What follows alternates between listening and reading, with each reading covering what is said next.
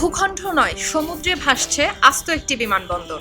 জাপানের Osaka station থেকে ৩৮ kilometre দূরে হনশু উপকূলে ওসাকা উপসাগরের মাঝে কৃত্রিম দ্বীপে তৈরি হয়েছে এমন একটি ভাসমান বিমানবন্দর। নাম কানসাই আন্তর্জাতিক বিমানবন্দর। এটি সাগরে নির্মিত বিশ্বের প্রথম বিমানবন্দর। ২৬০০ একর জমির উপর কৃত্রিম উপায়ে দুটি দ্বীপ তৈরি করে তার উপর তৈরি করা হয় এই আন্তর্জাতিক বিমানবন্দর।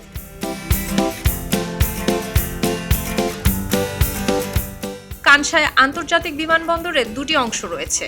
একটি অংশ ১২৬০ একর জমির উপর তৈরি, দ্বিতীয় অংশটি ১৩৪০ একর জমির উপর নির্মাণ করা হয়েছে। ১৯৯০ সালে কৃত্রিম দ্বীপ দুটি ৩ কিলোমিটার দীর্ঘ একটি সেতুর মাধ্যমে যুক্ত করা হয়। বিমানবন্দরটির নকশা করেছেন ইতালীয় স্থপতি রেঞ্জো পিয়ানো।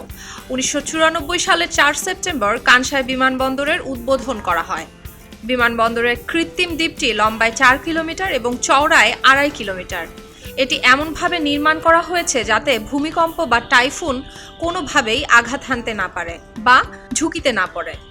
১৯৯৫ সালে ১৭ জানুয়ারি ভূমিকম্পের ফলে জাপানের হেনশু দ্বীপে ৬,৪৩৪ জন মানুষ মারা যায়। প্রচুর ক্ষয়ক্ষতিও হয়, কিন্তু কানসাই আন্তর্জাতিক বিমানবন্দরের গায়ে সেবার একটি আঁচড়ও পড়েনি, একটি কাচেও ফাটল পর্যন্ত ধরেনি। এরপর ১৯৯৮ সালেও কানসাই আন্তর্জাতিক বিমানবন্দরের উপর ঘূর্ণিঝড় আছড়ে পড়ে, কিন্তু ঘন্টায় ২১৬ কিলোমিটার বেগের ঝোড়ো হাওয়াও ক্ষতি করতে পারেনি এই বিমানবন্দরের।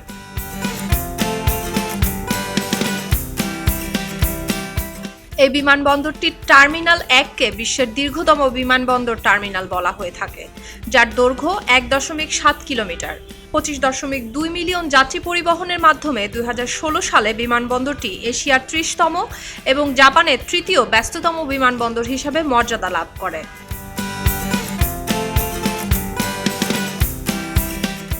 ১৯৮৭ সালে দ্বীপের নির্মাণ কাজ শুরু হয়ে শেষ হয় ১৯৮৯ সালে। ৪৮,০০০ কংক্রিটের ব্লক দিয়ে দ্বীপটি নির্মাণ করা হয়। এটি নির্মাণ করতে ৩টি পাহাড় থেকে ২১ মিলিয়ন ঘনমিটার মাটি এবং পাথর খনন করা হয়। দ্বীপ নির্মাণে ১৮০ মিলিয়ন ঘনমিটার মাটি এবং পাথর ব্যবহার করা হয়। ১০,০০০ জন শ্রমিক ৩ বছরেরও বেশি সময় ধরে ১০ মিলিয়ন কর্মঘণ্টা কাজ করে বিমানবন্দরটি তৈরি করেছেন। এ কাজে ব্যবহৃত হয় ৮০টি জাহাজ।